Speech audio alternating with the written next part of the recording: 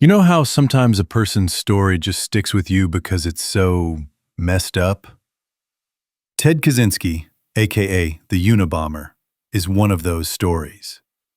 He was a genius, a recluse, a murderer, and at the center of one of the longest manhunts in FBI history.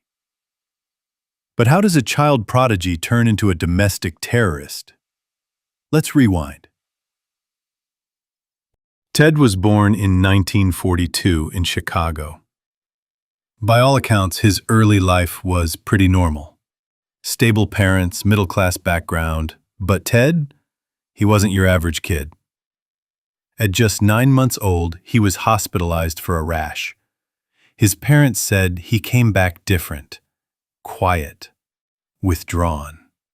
By age 6, his IQ was off the charts, and by 16, he'd already skipped several grades and was accepted to, wait for it.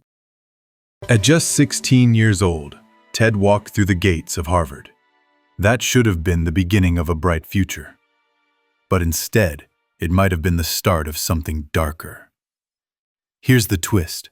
While at Harvard, Ted became part of a psychological experiment, one that was ethically sketchy at best. The study was led by Dr. Henry Murray, a former OSS officer, which later became the CIA. The goal: to break students down emotionally and record their reactions. For 3 years, Ted was subjected to intense psychological stress, humiliation, and manipulation. Some believe this was the spark that started the fire.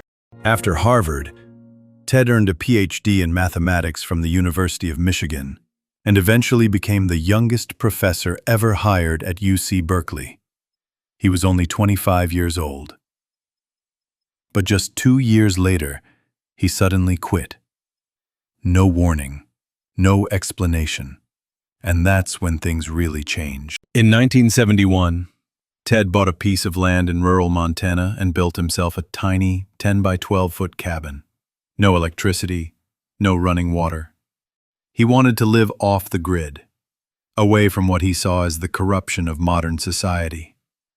But isolation didn't quiet his mind, it amplified it.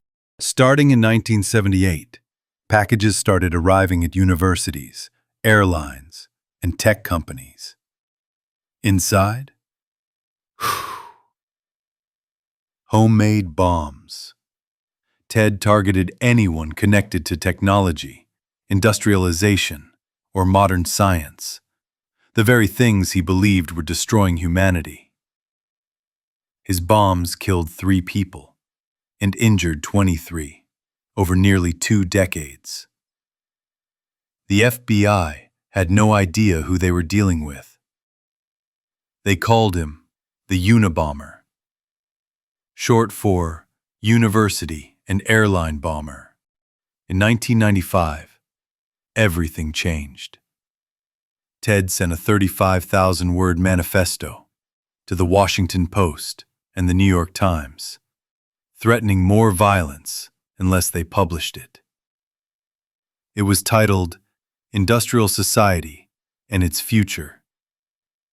In it, Ted argued that modern technology was enslaving humanity. He wrote about how innovation had stripped us of autonomy, turned us into cogs in a machine, and that the only way to be free was to destroy the system. Some of it actually resonated with people.